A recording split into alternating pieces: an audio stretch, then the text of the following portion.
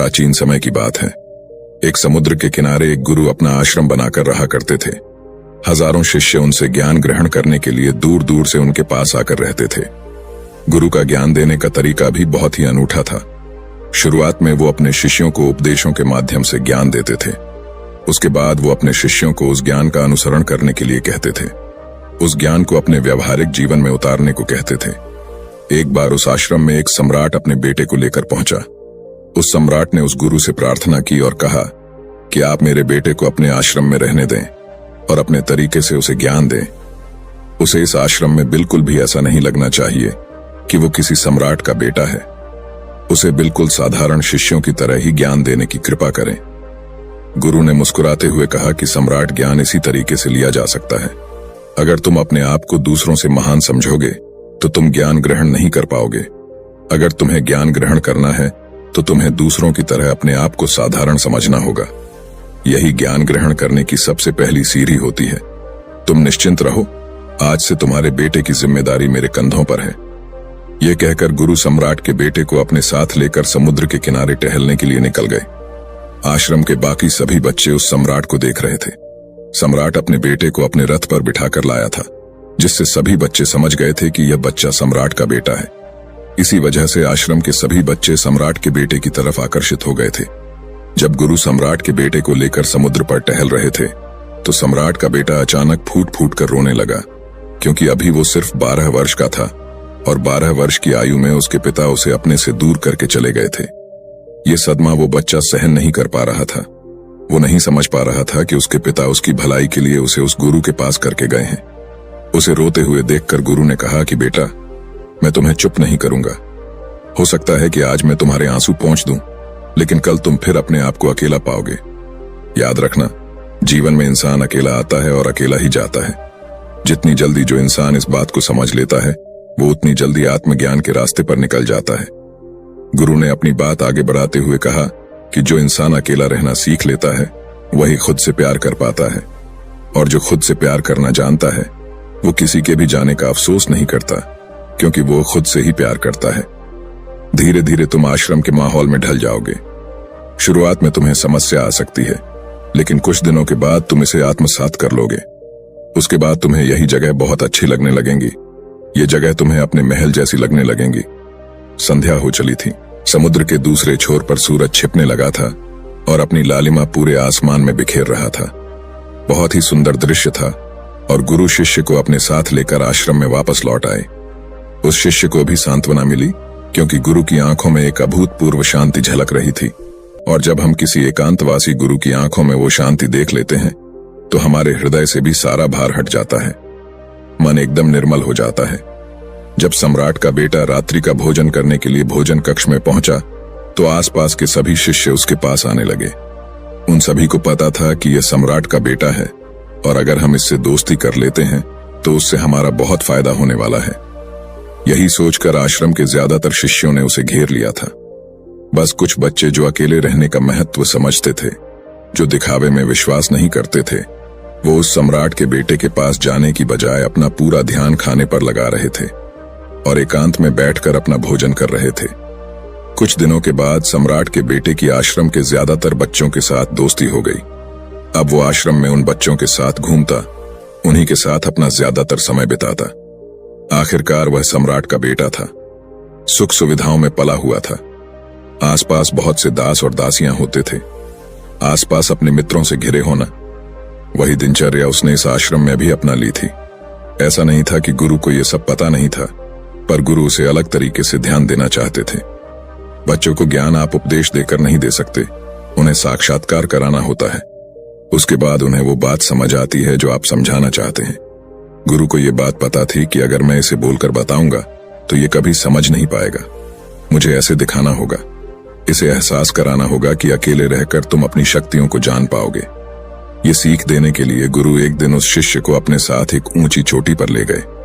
चोटी पर पहुंचकर गुरु ने उसे शिष्य से कहा कि अब तुम्हारा ज्ञान पूरा हो चुका है, बस एक आखिरी रात तुम्हें यहां पर बितानी होगी। उसके बाद अगले दिन शाम को मैं तुम्हारे राजमहल में तुमको पहुंचा दूंगा। वो बच्चा तो ये सुनकर बहुत खुश हो गया कि अब मैं वापस अपने राजमहल चला जाऊंगा। फिर से मेरे दास और दासियां, सारी भोग की वस्तु ये मेरे पास होंगी। उस शिष्य ने गुरु से पूछा कि गुरुजी, मुझे आज रात आप यहाँ चोटी पर क्यों रहने को कह रहे हैं? आखिर मुझे कौन सा आखिरी ज्ञान यहाँ से मिलेगा? गुरु ने मुस्कुराते हुए कहा कि यहाँ पर चट्टान के पीछे तुम्हें छिपकर बैठना होगा। यहाँ पर रोज रात को एक बाज आता है। बाज को देखना है, बहुत गौर से देखना है, हर गतिविधि देखनी है, और उस बाज को देखने के बाद अगले दिन अगर तुम उस बाज की खूबियां मुझे बता पाए तो मैं तुम्हें तुम्हारे राजमहल वापस भिजवा दूंगा। और हाँ, सुबह आने से पहले एक बात पर और ध्यान देना है। एक चरवाहा यहाँ पर अपनी बकरियों को चराने के लिए आता है। तुम्हें उन बकरियों की गतिविधियां भी देखनी है। याद रखना, बाज की गतिविधि रात को और बकरियों की गतिविधि सुबह। अगर तुम दोनों की गतिविधि ध्यान से देखकर मुझे बता पाए तो तुम इस आश्रम से हमेशा के लिए आजाद हो जाओगे। तुम्हारा ज्ञान पूरा हो जाएगा। मैं तुम्हारे पिता को कह दूंगा कि यह बच्चा हमारे आश्रम का सबसे ज्ञानी बच्चा है। यह कहकर गुरु अपने आश्रम में वापस लौट आए और वो बच्चा वहीं पर उस चट्टान के पीछे रुका हुआ उस बाज का इंतजार करने लगा। काफी वक्त बीत जाने के बाद वहां पर एक बाज अपने बच्चों के साथ पहुंचा। सम्राट के बेटे ने पूरी रात उस बाज की गतिविधि बहुत ध्यानपूर्वक देखी और सुबह होने के बाद जब चरवाहा वहां पर अपनी बकरियों को लेकर पहुंचा तो उसने एक अभूतपूर्व दृश्य देखा। उसने देखा कि वो बाज बकरी के एक मेमने को अपने पंजों में दबाकर आसमान में चला गया। उसने उस बकरी के बच्चे का शिकार कर लिया था। ये सारा दृश्य देखकर वो बच्चा आश्रम में वापस अपने गुरु के पास पहुंचा।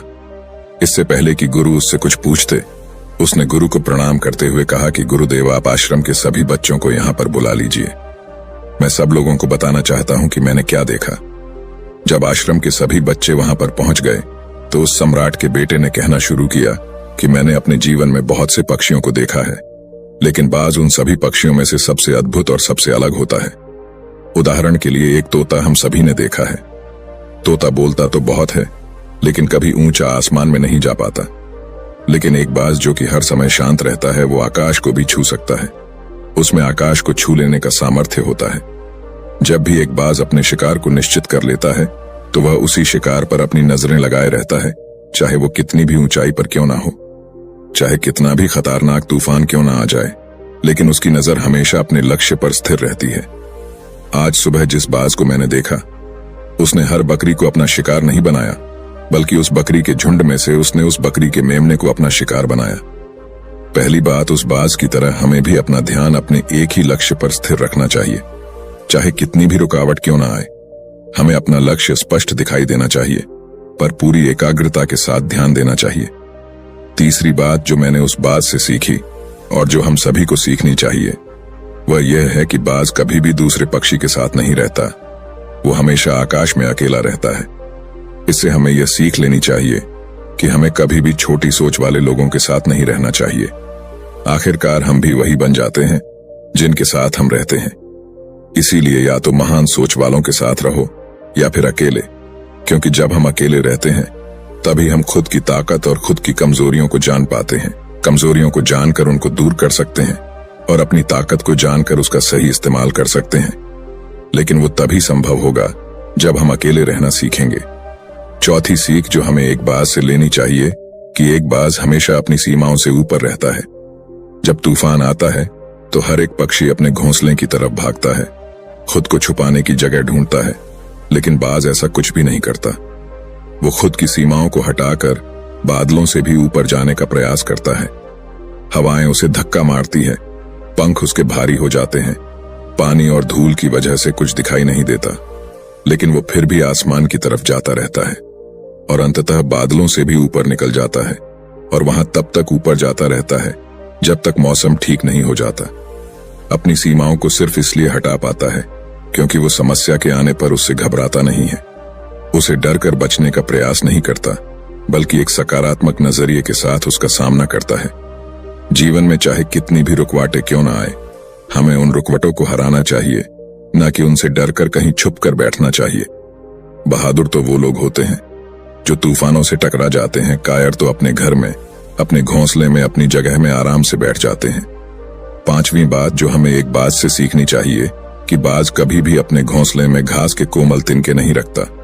जो तिनके कोमल होते जाते हैं वो उन्हें निकालकर फेंकता रहता है।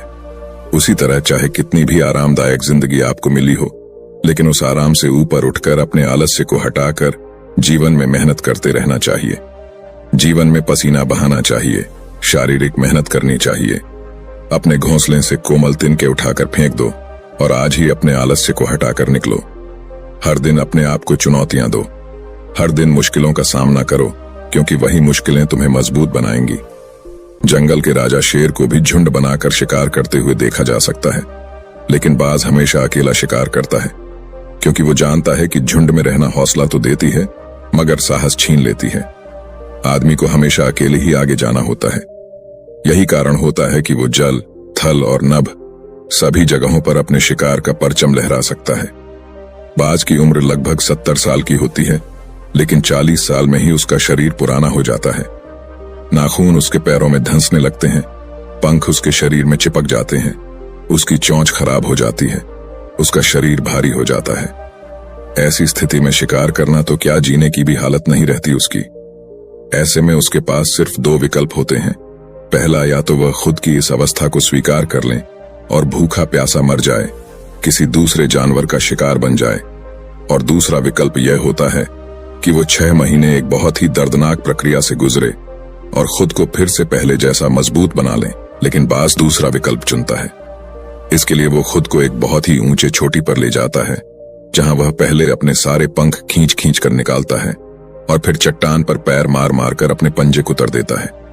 उसके बाद उसी चट्टान पर अपनी चोंच को पटक पटक कर पुराना हिस्सा निकाल देता है और इस लहूलुहान अवस्था में खुद को दूसरे जानवरों से छुपाता फिरता है। अगले 6 महीने तक वो इसी दर्दनाक प्रक्रिया से गुजरता है और इंतजार करता है नए चोंच, नए पंखों का। तब फिर वो अपनी नई जिंदगी शुरू करता है और निकल जाता है अपने शिकार पर और अगले 30 सालों तक फिर से राज करता है। इसीलिए समय आने पर हमें भी अपनी पुरानी आदतों को त्यागना होता है और कुछ नया सीखना होता है। समय के साथ बदलना होता है, अपने आप को तैयार करना है, वरना हमारा भी शिकार हो सकता है, हम भी पीछे रह सकते हैं। इसके बाद सम्राट के बेटे ने बकरी की विशेषता बताते हुए कहा कि बकरी हमेशा झुंड में चलती है। उन्हें झुंड में एक साथ चलने से हिम्मत मिलती है, लेकिन जैसे ही उन पर शिकार होता है वैसे ही वो बकरियां तितर बितर हो जाती। उस पूरी बकरियों में से एक भी बकरी अपने साथी की मदद करने के लिए वापस नहीं लौटती। इससे हमें यह सीख मिलती है कि हमारे साथ कितने भी लोग हो, किसी पर भी यकीन नहीं करना।